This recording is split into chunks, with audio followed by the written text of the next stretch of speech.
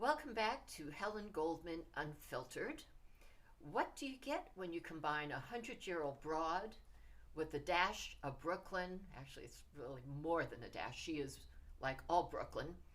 A teaspoon of spontaneous, she's actually more than a teaspoon, and a heaping dose of spoonful of sass.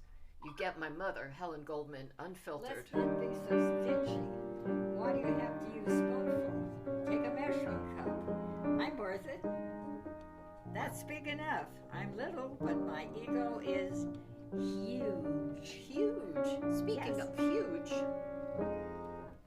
what do you think of Donald Trump and his personality? Not all the things that he did for the country, but let's I just. think of Donald Trump, and I think that, in my estimation, and from the eyes that I've had for 100 years, And you've seen a lot, and many presidents. looking at him, he is an ideal man for the job.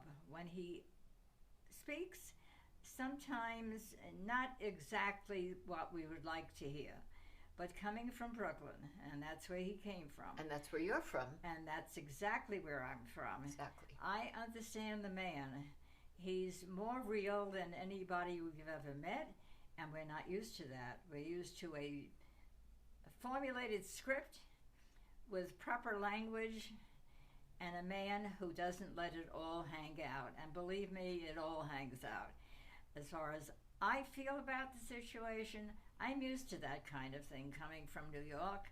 It's part of who New Yorkers are. We're loud, we're broad, we're smart asses, we're all the things you may dislike about him.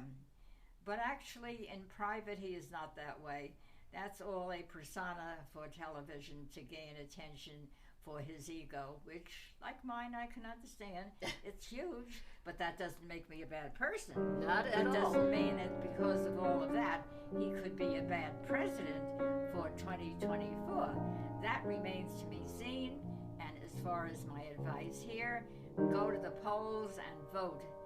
I don't care who you vote for. Preferably, I would say I would like that young man. Well, he's young according to me. Anybody is.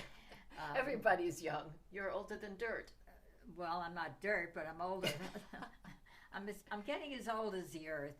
But back to what I was saying. Yes. Go to the polls, vote, do yourself a favor, and when the votes come in, let the best person, male or female, win. And that's my advice on voting. Bye.